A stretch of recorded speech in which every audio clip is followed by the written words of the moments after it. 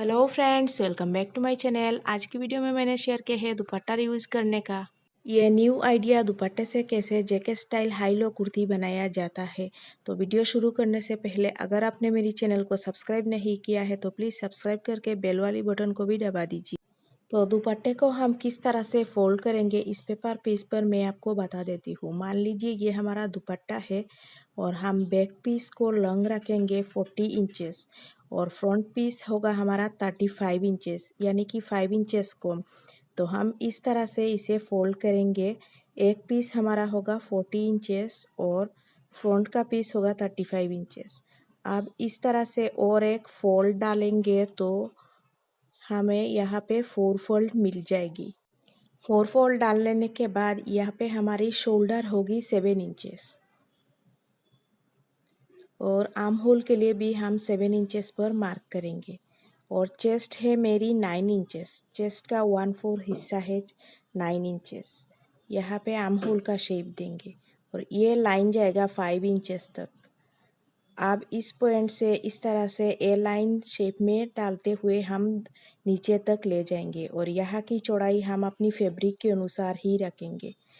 और देखिए ये फ्रंट का नेक में 6 इंचेस और 3 इंचेस चौड़ाई और बैक को हम सिर्फ 3 इंचेस पर एक राउंड शेप देंगे। अब यहाँ पे इस तरह से और एक लाइन खींचेंगे कटिंग के लिए। अब इन सारी मार्किंग को हम कटिंग कर लेंगे। कटिंग के बाद हमें इस तरह की 2 पीसेस मिल जाएगी। अब जो साइड का जैकेट वाला पार्ट है इसे कटिंग करने के लिए देखिए बैक पीस को हम लेंगे और इसकी नेक पॉइंट से इस तरह से फोल्ड डालेंगे।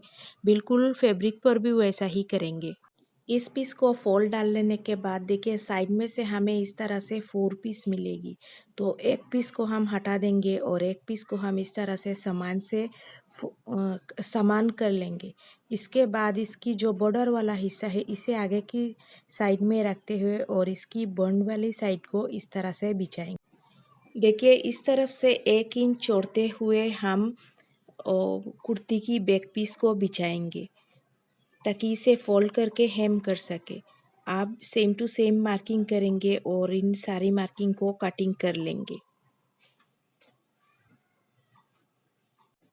कटिंग के बाद देखिए ये है हमारा फ्रंट का हिस्सा और ये है बैक का हिस्सा और इस तरह से और 2 पीस जिसको हम स्टिचिंग के दौरान इस तरह से आगे के हिस्से को फोल्ड डालते हुए हेमिंग कर लेंगे।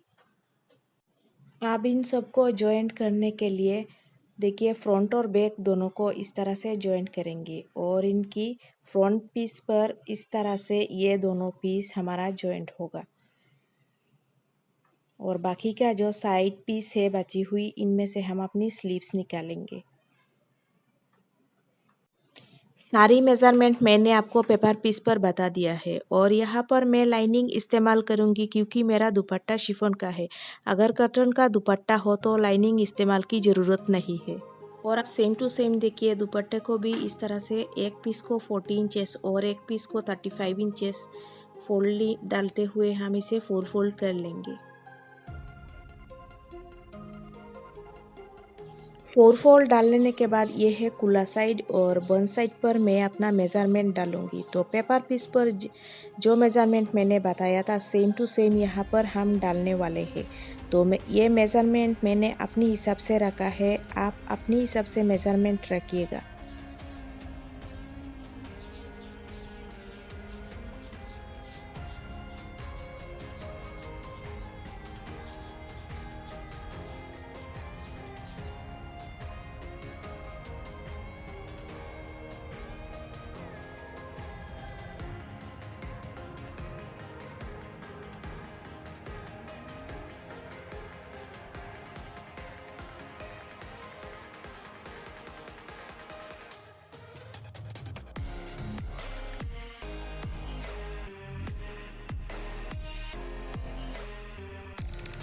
मेन पीसेस को कटिंग कर लेने के बाद यहाँ पे देखिए साइड का जो बचा हुआ पीस है इनमें से हम 2 पीस को इस तरह से उठाकर पहले समान कर लेंगे और ये बॉर्डर वाला हिस्सा हम आगे की तरफ इस तरह रखें। तो पहले हम मेन फैब्रिक की नेक पॉइंट से इस तरह से देखिए एक फोल्ड डाल लेंगे।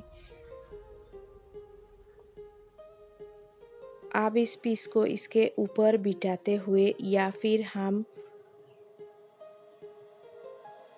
इसकी साइड को या फिर हम इस तरह से भी बिठा सकते हैं और इसके बाद इसकी साइड को मार्किंग कर लेंगे।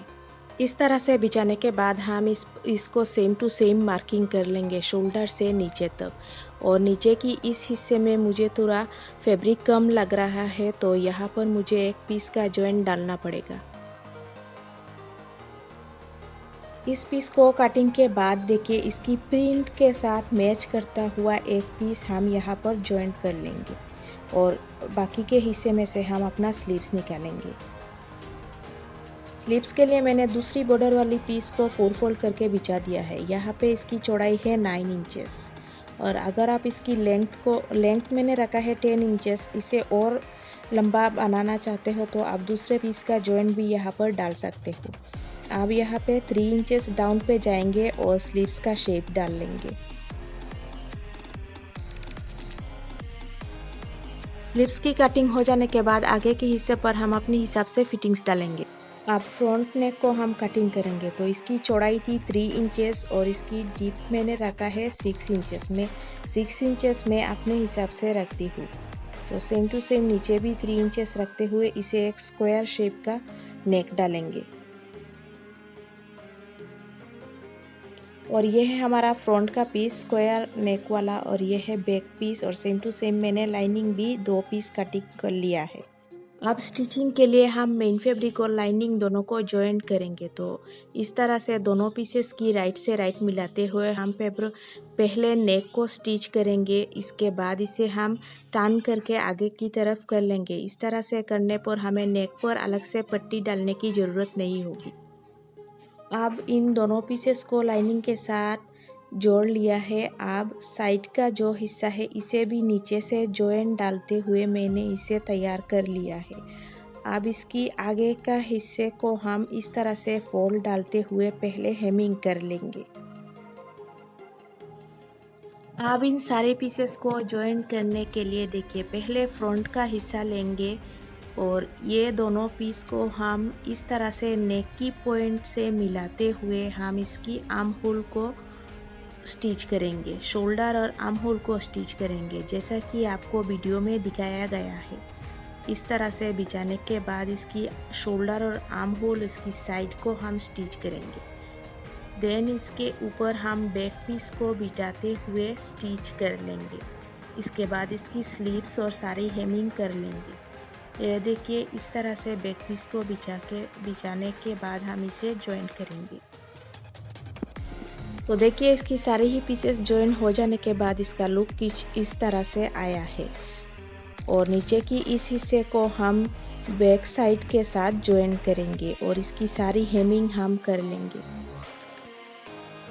वीडियो अच्छी लगी हो तो प्लीज़ एक लाइक ज़रूर कर लेना और सब्सक्राइब करना भूलिएगा मत। मिलते हैं अगली वीडियो में, तब तक के